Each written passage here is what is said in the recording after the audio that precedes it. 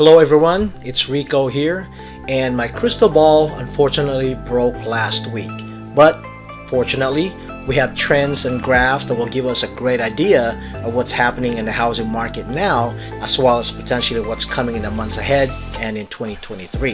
The mortgage rate has dropped the last couple of weeks by 0.5%, and that's huge. But what does that really mean for the real estate market?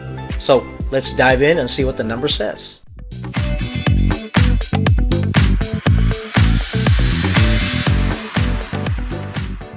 Before we begin, as usual, if you appreciate videos like this, which takes a long time to research and put together, it would mean so much to me if you go ahead and hit that like button, and if you haven't already, go ahead and subscribe, but make sure you also click on that bell, because that bell is what gives you a notification each time that I upload a new video. I know it sounds silly, but you'll be supporting this channel and we can make more videos like this, as well as vlog tours of neighborhoods, tips and advice for home sellers and home buyers.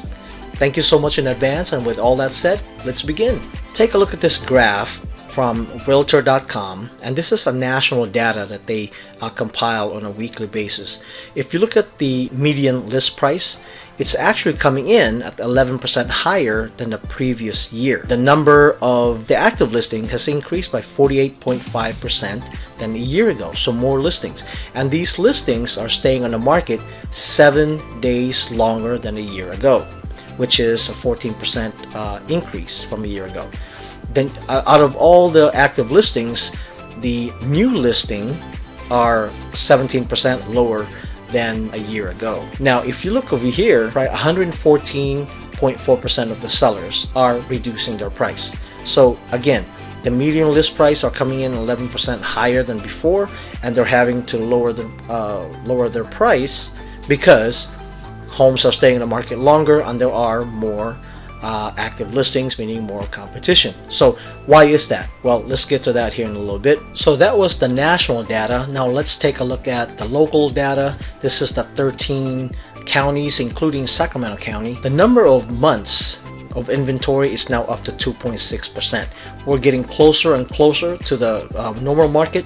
Normal meaning it's not a seller's market and it's not a buyer's market. A normal market is between 4 to 6 months worth of inventory, and we're at 2.6 months. Now if we look at the market highlight, we're up 116% compared to last year, which means we're getting closer and closer to that normal market of 4 to 6 months. And if we look at this graph, average price for sale and sold, it's showing 708 active listings and only 570 units sold, reinforcing the numbers from the months of inventory that is getting closer and closer to that normal market. And looking at the days on market, again, same as the national average, the number of homes staying on the market longer.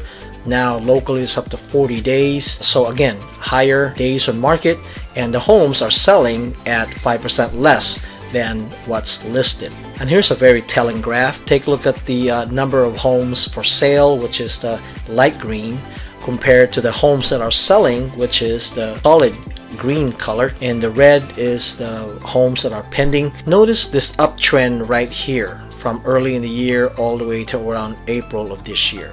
Referring back to the realtor.com data, where the median list price are coming on the market at 11% higher than the previous year, even though 114% of sellers are having to reduce the price of their home due to more competition and more days on market.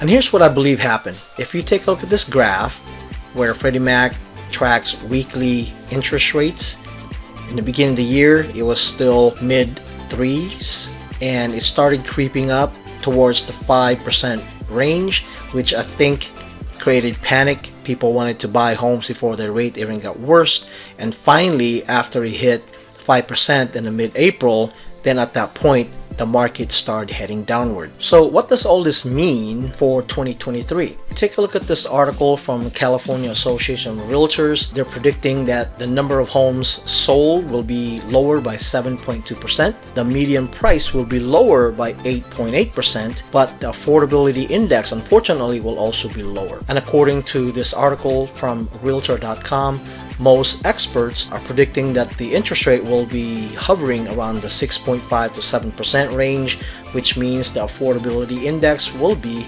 lowered as predicted in this article by the California Association of Realtors. So what does all this mean if you're a buyer or a seller? Well, according to this article again from the California Association of Realtors, and this quote from President Otto Katrina, with the market shifting as home sales and prices are predicted to temper next year, buyers and sellers are adapting to the new realities of the market.